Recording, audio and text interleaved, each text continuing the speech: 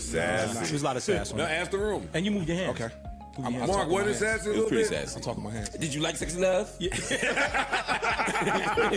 like the, why you know, Nah, for real. Did you ever hear such a time? Did you hear this time? Or the max is it for you? I used to play that shit. We make the jokes when I say, yo, I was in the house, but I love the fact that I was in the house because it kept me from getting into certain niggas. shit that you Safe. say what you want. Yeah, Say No, whatever niggas. y'all want. I'm serious. Say whatever the fuck y'all want. You could go play Street Fighter at the corner. On the Joe Budden podcast, Ice becomes sensitive once more. Indeed. Ice would become a little upset with the cast on a recent episode of the Joe Budden podcast, giving the impression that he is more sensitive than he prefers to be. For those of you who don't know, Ice is regarded as a somewhat cautious podcaster, so much so that Joe Budden's preference for saving him is widely acknowledged. Later on, there is a video of that. Since Ice first appeared on the program a few years ago, he has always been someone you can kind of joke about, but he puts a limit on it because he doesn't want to come out as someone who is easily mistreated, and it was clearly visible in this episode. They began discussing Mags B's recent remix of Folded, which wasn't his best work. To be honest, that could be his worst. Additionally, the cast was treading carefully because the Joe Budden show has reached a point where they no longer want to discuss any genuine topics unless they involved individuals who lack cultural equity. Thus, someone like Yes Jules will be roasted. Someone like Danny Lele will be roasted. They won't touch Max B with a 10-foot pole, though. They wouldn't really express their opinions on that music, despite the fact that it was complete garbage, talking around it instead. It's similar to how everyone who creates a record now knows they're working hard and shouldn't put them on broad display.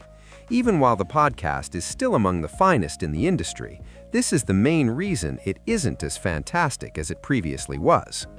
However, Ice would keep talking about the song Corp, asking why it was so awful and so on. At last, they tore off the Band-Aid and mocked Ice's sensitive behavior. You also witnessed Mark Lamont take part in it for the first time. He would claim that the jokes don't really flow towards Ice, even if it was definitely done in a lighthearted manner. You don't really go at Ice. I'm more of a return fire kind of guy. Okay. Ice doesn't shoot a lot. I don't go at Parks either. Parks doesn't shoot a lot. I suppose that in this case, they did flow in Ice's direction, and he did participate. There's no denying him. Ice didn't appear to be enjoying it, so we'll have to wait and see how this develops. Once more, Max B is a buddy of his. He has supported Max B's release, provided us with information, and even hinted that Max B would be coming out. Thus, it is clear that he is an insider in the Max B camp. In addition, Max B sends music to him, and so on. Therefore, it's possible that he felt a little sensitive about the topic. Later on in the episode, we would also learn that Ice is occasionally made fun of by the cast, and Joe Budden stands up for him. They began discussing Ish and his stories from the streets. Ish is similar to Pablo Escobar in the 1980s, I'm telling you, dude. He frequently talks about how he used to wander the streets of Jersey, whining, getting preoccupied with the tizzy, and introducing himself to everyone as Antoine. Eventually, Ice begins discussing Street Fighter, and you are aware that he used to be inside, which provides him an advantage over those who are eventually outside. The odd part is that I believe Ice could really mock folks like Flip and say things like, "Man, you got shot, Ish," if he were a little more outgoing while discussing this. "You were beaten up in the streets, Flip. Perhaps you need to have been indoors." However, Ice simply dislikes having back-and-forth conversations with folks about it, so he manages to keep it cool.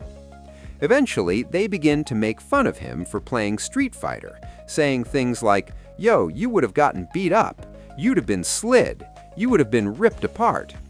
"I don't care what y'all say," said Ice. "I don't really care what you guys are trying to say," entering his extremely sensitive, feisty sack. However, Captain Saba B, Mike Joe Budden, strikes once more and remarks, "Hey, what about Street Fighter? Will you all be attending Street Fighter? Street Fighter in the house. Go play Street Fighter with him. I had Street Fighter in the house. Are you? I had that shit right on the Crack that game. apple juice out this nigga head. Phone check, punk. Y'all going to see that Street Fighter movie when it come out? Gosh, oh gosh, Joe is going there.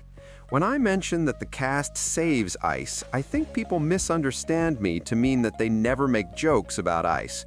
Actually, what I'm trying to say is that they never allow things to go too bad.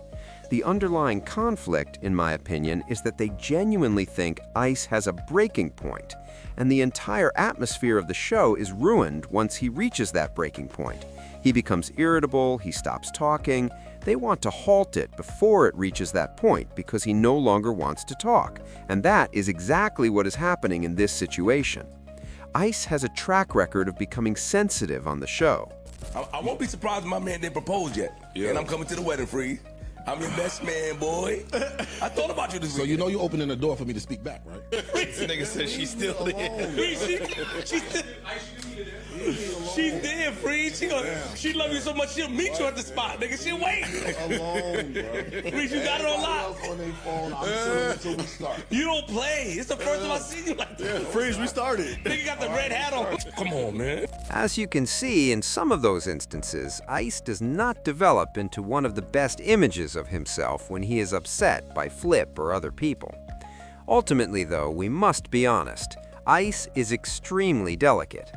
Additionally, I've always believed that the majority of creators are sensitive. Now, Joe has done a good job of hiding his sensitivities under bravado and persuading his audience to defend them on his behalf, which is why people claim he is insensitive. Joe will thus do something about it, you know? You don't do those kinds of things in content in order to hide his sensitivity. I come from a particular time period. I come from a particular cloth. However, he does not yet possess that skill with Ice. Most folks don't, and he displays it on his Rugrat hoodie for everyone to see when he feels upset. However, please share your thoughts with me. Do you think we should get used to this, as it's just Ice's character?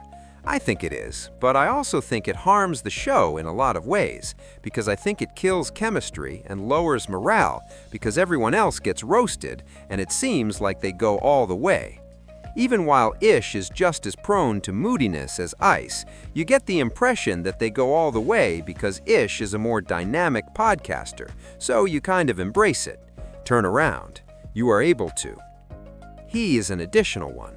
You can't truly attack him in his private life, but he would be attacking the private lives of others.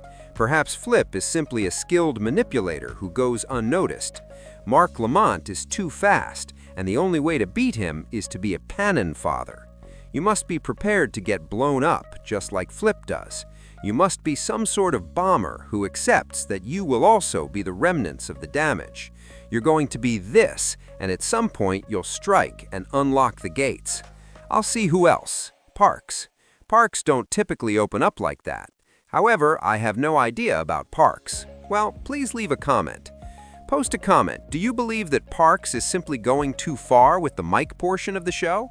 I am aware that he's an excellent engineer, DJ Premier, etc., blah blah, and so on, but occasionally I feel like he talks too much. According to my synopsis of the podcast, Ice is by far the most perceptive. In retrospect, Melissa Ford had the fortitude to handle that show. Does anyone miss Melissa Ford, by the way? I just thought of that when I started talking about her. Okay, everyone, for now that's my video. However, please share your thoughts on this new outbreak of Ice sensitivity.